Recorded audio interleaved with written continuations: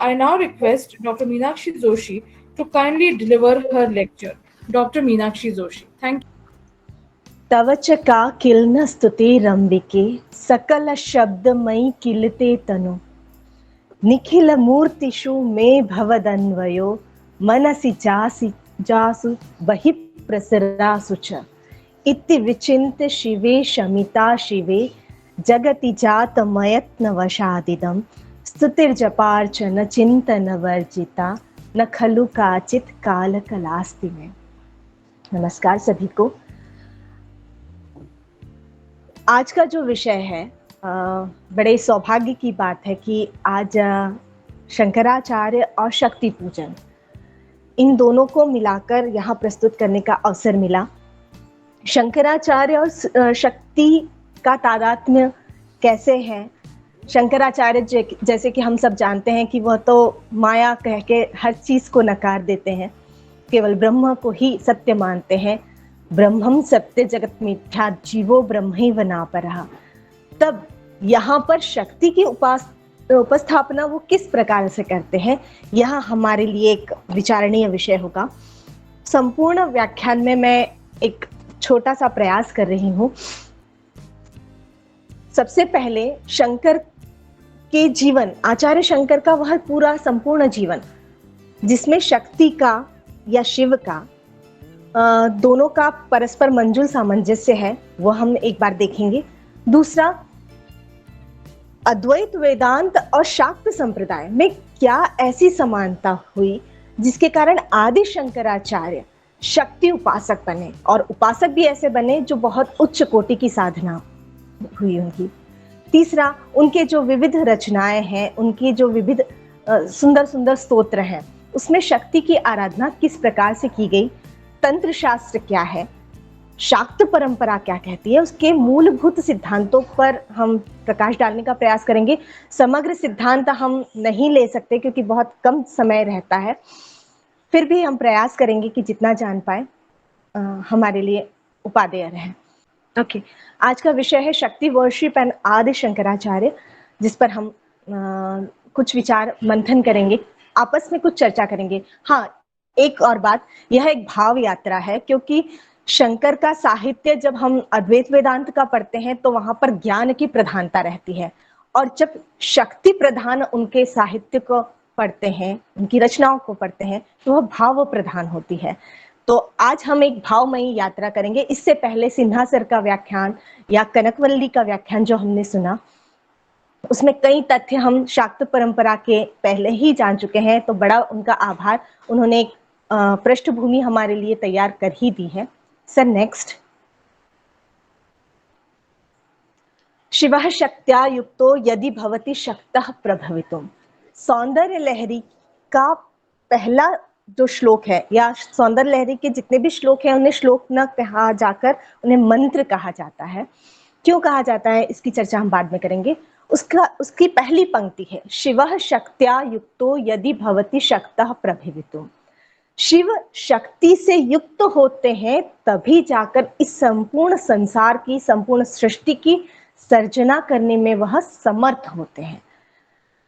यहाँ पर शिव जो है वह अकेले नहीं है, शक्ति अकेले नहीं है, दोनों ही का मंजुल सामंजस्य है, दोनों की ही एक एकात्मकता के द्वारा उपासना की गई है।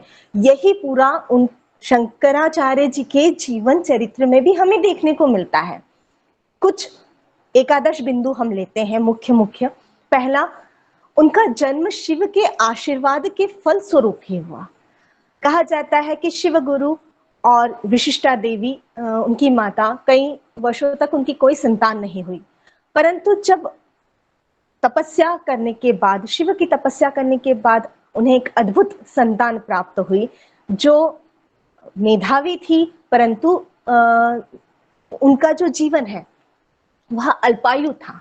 बाद में अनेक चरणों में उनके जीवन की वृद्धि हुई और सारे शिव के आशीर्वाद से और पराम्बा के आशीर्वाद से ही वो बढ़े। तो यहाँ पर सबसे पहले जन्म यदि देखते हैं तो वह शिव के वरद स्वरूप ही थे।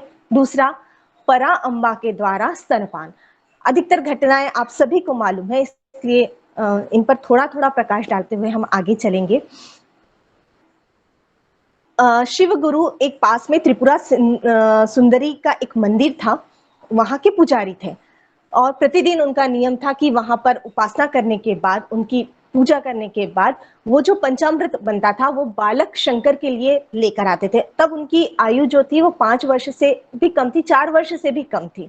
तो प्रतिदिन ये क्रम चलता रहता था। एक दिन अचानक शिव गुरु को कहीं जाना पड़ा और उसी के कारण वे त्रिपुरा सुंदरी की उपासना नहीं कर पाए।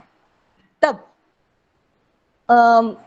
विशिष्टा देवी ने सारे भोग लगाकर, जैसे भी आज हम भी हमारे बालकों को कहते हैं आज तुम पूजा कर दो, तो उसी तरह चूंकि मंत्र इत्यादि तो कंठस्थ थे, श्रुतिधर थे, एक बार सुनने पर ही याद हो जाते थे आचार्य शंकर को, तो शंकर ने सारी पूजा पद्धति कंठस्थ कर ली थी।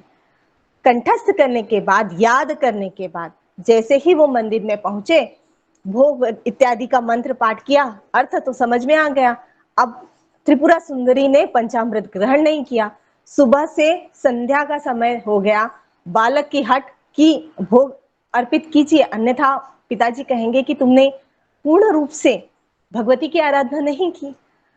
अब त्रिपुरा सुंदरी भी माँ का हृदय है, उन्होंने सायंकाल में वह पंचामृत का भोग स्वीकार कर लिया और जैसे ही उन्होंने वह भोग स्वीकार किया, बालक रोने लगे। क्यों? क्योंकि उन्हें प्रतिदिन जो पंचामृत का भोग मिलता था उसकी लालच बनी हुई थी। उन्होंने कहा अब तुम सब पी गई हो, अब मेरा क्या होगा? शिशु के बारे में नहीं आपने सोचा, कुछ भी नहीं सोचा। तब पराम्बा ने बिल्कुल स्नेह सिक्त होकर वात्सल्य पूर्वक अपना स्तनपान, कहा जाता है आदिशंकर को करवाया, जिसके कारण वह ज्ञान, दोनों ही स्तनों की जो आराधना सौंदर्य लहरी में नक्षिक वर्णन में की गई, तो एक ज्ञान धारा होती है और एक भक्ति धारा होती है। दोनों से ही अभिषिक्त होकर शंकर आदि शंकर के रूप में प्रतिष्ठित हुए। और इसका विवरण 75वें जो श्लोक है सौंदर्य लहरी का, उसमें भी वर्णन किया गया है। तव स्तन्यम मन्ये धरणीधर कन्ये हृदयतः पयः पारावार परिवहति सारस्वतमिद्वम् दयावत्या दत्तम द्रविड़ शिशुरास्वाद तवयत् कवीनां प्रौढ़ानां जननी कमनीयः कवयिता। प्रौढ़ कवियों के जैसी एक बालक में ही कविता करने की अद्भुत शक्ति आ गई थी और यह केवल पराम्बा के आशीर्वाद स्वरूप ही थी। सर नेक्स्ट तीसरी घटना देखते हैं। तो कनक धारा स्तोत्र का गान करके एक वृद्धा के दारिद्र्य का निवारण किया। यह दक्षिण भारत में तो अत्यंत प्रसिद्ध ही है कि एक वृद्धा थी जहां पर संन्यास के बाद 5 वर्ष के शिशु भिक्षा मांगने के लिए गए। दरिद्रा के पास कुछ भी नहीं था, तो एक सूखा आंवला घर में पड़ा था, उसी का दान उन्होंने शंकर को दे दिया। जब शंकर वह दान लेकर बड़े करुणाद्र हो गए कि देखो वृद्धा के पास कुछ भी नहीं है, तब उन्होंने भगवती से एक आर्द्र वंदना की और यह वंदना बहुत ही खूबसूरत वंदना के रूप में कनक धारा स्तोत्र के रूप में प्रसिद्ध है। इसकी चर्चा हम थोड़ी देर बाद एक बार फिर करेंगे जब स्तोत्रों का वर्णन किया जाएगा। इसके साथ ही अलवाई नदी और नर्मदा नदी के उसका परिवर्तन किया, धारा का परिवर्तन किया। यह भी अद्भुत घटना थी। माँ प्रतिदिन अलवाई नदी जो उनके घर के पास में केरल कालड़ी के वहां पर बहती थी, वहां स्नान करने जाती थी। परंतु एक बार क्या हुआ कि वहां जाने पर उनका पैर फिसला और उन्हें बड़े कष्ट हुआ। तब उन्होंने अपनी मंत्र सिद्धि की वजह से उसके आधार पर अलवाई नदी का मार्ग ही परिवर्तित करवाया और यह एक अलौकिक घटना थी। दूसरी अलौकिक घटना 8 वर्ष की आयु में हुई, जब वे आगे हठ योग के लिए, अद्वैत ज्ञान के लिए अपने गुरु की खोज में सुदूर केरल से लेकर ओंकारेश्वर तक की यात्रा की। तब ओंकारेश्वर में नर्मदा के तट पर गोविंद पाद जो है वो गुफा के अंदर तपस्या कर रहे थे। गुफा के बाहर वो काफी देर तक प्रतीक्षा करते रहे और तभी नर्मदा में उफान आया, गुफा में नर्मदा प्रवेश कर गई। उनका मार्ग रोकने के लिए वो अंदर न जाए ताकि गुरु की तपस्या भंग न हो, इसके लिए बालक शंकर ने अपना कमंडलू रखा और भगवती से प्रार्थना की और बड़ा खूबसूरत एक स्तोत्र की रचना की, सबिंदु सिंधु से उत्कलत तरंग भंग रंजितम। तो यह जो नर्मदाष्टक है, बहुत सुंदर पंक्तियों के साथ भगवती की आराधना की। कहते हैं कलश में नर्मदा ने प्रवेश किया और गुरु इस बात को लेकर बहुत प्रसन्न हुए और उनकी अत्यंत प्रसन्नता के परिणाम स्वरूप ही उन्हें सारे योग, हठ मार्ग इत्यादि की दीक्षा उन्हें प्रदान की। सर नेक्स्ट, इसके बाद जब दीक्षा इत्यादि पूर्ण होकर जब अद्वैत में निष्ठा उनकी पूर्ण होने लगी, तब ब्रह्मसूत्र पर भाष्य लिखना था अद्वैत का। आप जानते हैं कि वेदांत की जितनी भी स्कूल्स हुई है उसमें अद्वैत फिलॉसफी जो है विशिष्टाद्वैत आचार्य रामानुजाचार्य का है, और निर्विशेषाद्वैत जो है या केवलाद्वैत आचार्य शंकर ने प्रतिपादित किया था और सर्वप्रथम किया था। वही मायावाद का खंडन करके एक निष्ठ ब्रह्म की उपासना के लिए ब्रह्म सूत्र और प्रस्थानत्रयी पर भाष्य लिखना आवश्यक हो जाता है। प्रस्थानत्रयी अर्थात उपनिषदों पर, श्रीमद् भगवद गीता पर और ब्रह्म सूत्र पर भाष्य लिखने से पहले वो वाराणसी गए, मणिकर्णिका के घाट पर सुबह सुबह जब वो गंगा स्नान के लिए उतरे, तब देखते हैं कि श्वानों को लेकर के एक चांडाल और एक चांडालनी दोनों ही आती है और उन्हें स्पर्श कर जाती है। तुरंत आचार्य शंकर कहते हैं, अरे अरे तुमने हमें स्पर्श कर दिया, अभी हम स्नान से आए थे, अपवित्र हो गए, पुनः स्नान के लिए जाना पड़ेगा। पुनः जाते हैं, पुनः आते हैं, तब भी यही घटना होती है, तो उन्हें थोड़ा क्रोध आता है।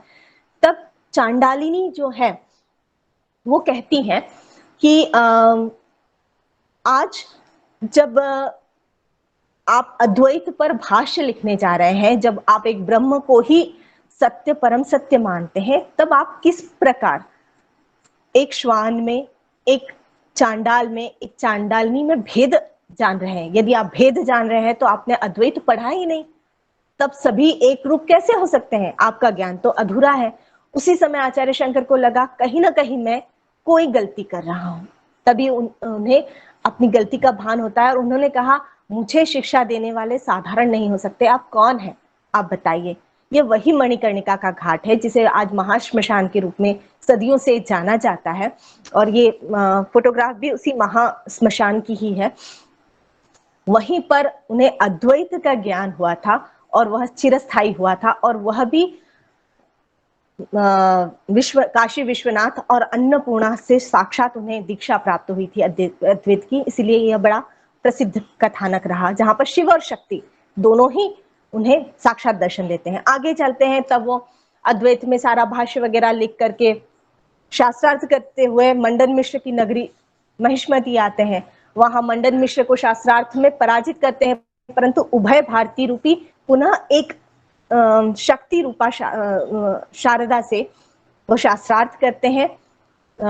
उसके बाद कुछ प्रश्नों में उलझते हैं, इसलिए अपने शरीर से तंत्र विद्या में वो दीक्षित थे, इसीलिए अपने शरीर का परिवर्तन करके वो राजा अमरुक के शरीर में देहांतरण करते हैं, अपनी देह परिवर्तित करते हैं, और उसके बाद उनके सारे प्रश्नों का उत्तर लाकर उन्हें शास्त्रार्थ में परास्त करते हैं। यह भी एक अद्वितीय घटना मानी जाती है शंकर के जीवन की, जहां वो शारदा के सम्मुख नतमस्तक होते हैं।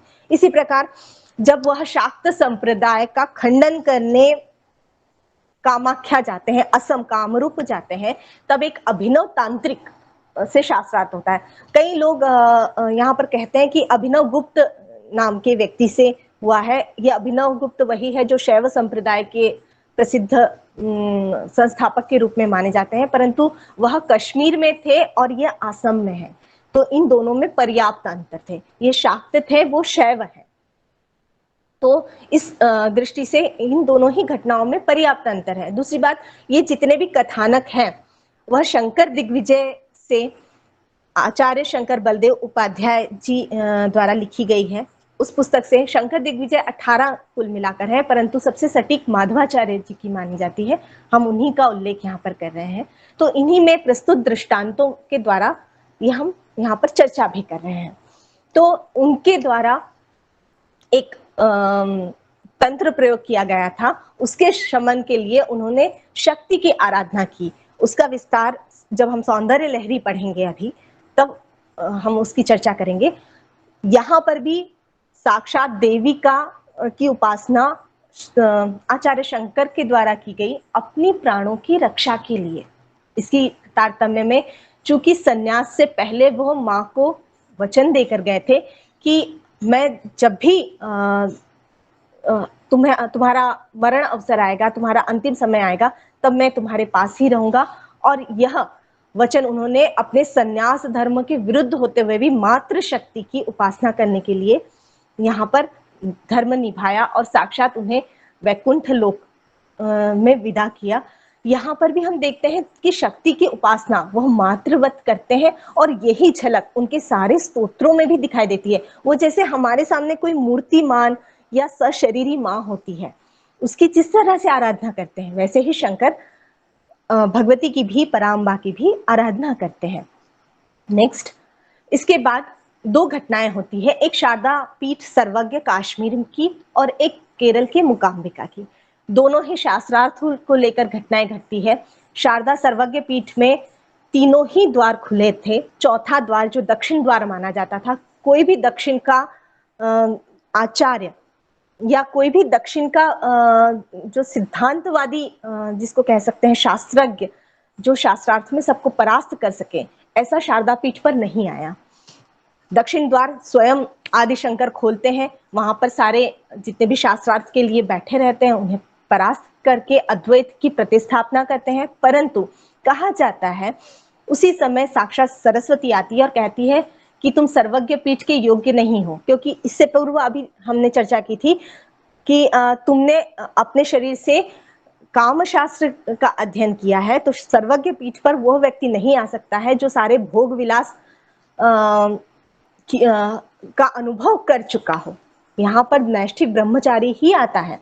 तब आचार्य शंकर कहते हैं कि माँ, मैंने शास्त्र का ज्ञान अवश्य प्राप्त किया था, पर शास्त्रार्थ के लिए ही वह प्राप्त किया था। दूसरी बात, यह शरीर का दोष आत्मा पर नहीं लगता, और दूसरी बात, इस शरीर से भी मैंने वह शास्त्र का ज्ञान प्राप्त नहीं किया। मैंने जो शास्त्र का ज्ञान प्राप्त किया था वह राजा अमरूक का था, और उसके बाद मैंने देहांतरण करके पुनः अपना शरीर किया, और आत्मा तो निर्लेप होती है, आत्मा पर तो कोई आवरण होता ही नहीं है। तब किस प्रकार मेरे शरीर में दोष हो सकता है? कहते हैं कि शारदा बहुत प्रसन्न हुई, अत्यंत प्रसन्न होकर वह स्वयं सर्वज्ञ पीठ पर आचार्य को अभिषेक करती है। इसी तरह केरल में भी शास्त्रार्थ के लिए जब इन्हें आमंत्रित किया गया, तब उन्होंने मूकांबिका की स्थापना, कहा जाता है केरल में साक्षरता बहुत कम थी, इसीलिए करुणामूर्ति शंकर ने मूकांबिका जो शारदा है उनकी स्थापना तमिलनाडु से ला करके केरल में की, और उसी में शास्त्रार्थ में कई सारे चमत्कार भी मिलते हैं हमें जब हम शंकर दिग्विजय पढ़ते हैं। अंतिम दक्षिणामूर्ति, जो अंतिम न होते हुए भी अंतिम होते हुए भी वो प्रथम कया है। 4 युग हम मानते हैं, चारों युग के 4 गुरु भी माने जाते हैं, सर्वज्ञ गुरु। सतयुग के जो गुरु माने जाते हैं वो दक्षिणामूर्ति शिव माने जाते हैं, जो युवा है और वृद्ध ऋषियों को ज्ञान प्रदान करते हैं। उन्हीं का सामंजस्य यदि हम देखें, दक्षिणामूर्ति जो स्तोत्र है बहुत ही सुंदर स्तोत्र है, ललित स्तोत्र है और गंभीर भी है, तो उसी का सामंजस्य हम देखते हैं कि आदि गुरु भी दक्षिणामूर्ति जैसे ही हैं, जिनके शिष्य सारे वृद्ध थे और स्वयं शंकराचार्य युवावस्था में थे। तो यहाँ पर दक्षिणामूर्ति जो शिव हैं, उन्हीं के रूप में आदि शंकराचार्य की स्थापना देखते हैं। यह हुआ आदि शंकर का जीवन, जो लगातार हम देख रहे हैं कि शिव से और शक्ति से ओतप्रोत है, मिला हुआ है, बंधा हुआ है। यहाँ पर यह व्याख्यान का एक भाग हमारा समाप्त होता है।